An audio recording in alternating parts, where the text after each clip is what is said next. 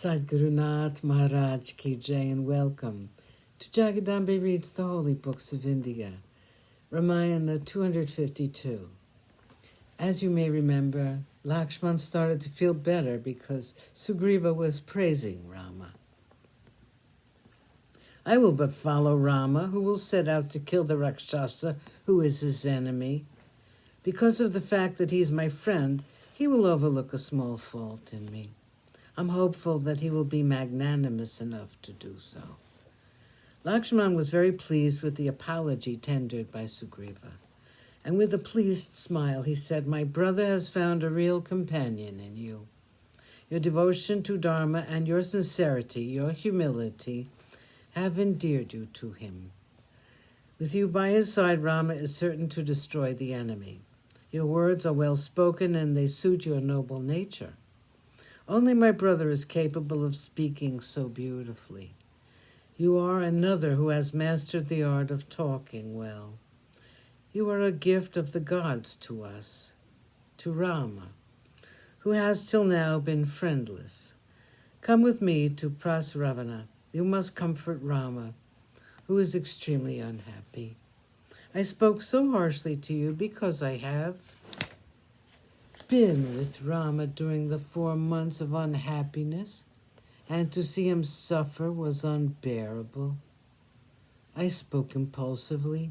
Please forgive me for my impetuous words." Sugriva turned to Hanuman, who was standing by his side, and gave the orders for the collection of the army. He said, "As I have already said, the army would have begun its march toward Kishkinda. Vanaras from all the mountains like Vindhya, Himavan, Mahendra, and Kailasa, and many other places have been asked by me to assemble here. Ask my messengers to hurry and collect the army. 15 days was the limit I had set, and 5 days have already passed. They must be here in another 10 days. Even as he was speaking, some of the monkeys arrived, and they came to him with fruits and gifts as their offering to the king. He accepted them gracefully and sent them to their homes. Lakshmana and Sugriva left for Prasravana. Sugriva called for his palanquin and entered it with Lakshman. Accompanied by his guards, the king made a triumphal march to the cave in Prasravana, where Rama was. He descended from the palanquin, and with Lakshman, he walked to the cave and went to the presence of Rama. He stood humbly before him, after prostrating on the ground. Rama raised him up, and he embraced him warmly. He asked him to sit, and the king sat on the ground at the feet of Rama. Rama smiled indulgently at Sugriva and said, "Sugriva, a king should devote equal attention to Dharma, Artha, and Kama. The king who forgets Dharma and Artha in his absorption with Kama is like a man who is sleeping at the tip of a tree branch and who falls as a consequence. He is rudely woken up from his stupor." I wanted to remind you of the rules of Dharma which a king should observe, and that was the reason for the coming of Lakshman to you.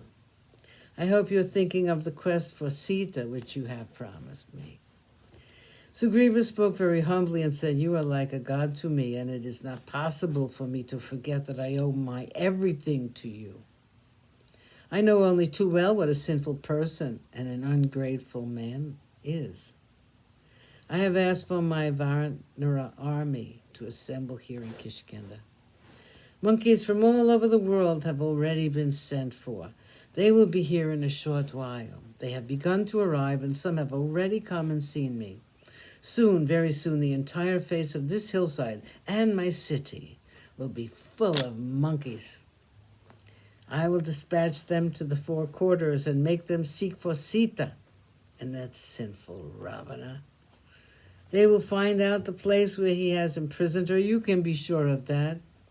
Rama was gratified at the perfection of the arrangements made by Sugriva, and they waited for the army to assemble on the mountain by name Prasravana. Sadhguru Nath Maharaj Ki Jai. Thank you for coming. I hope you come again.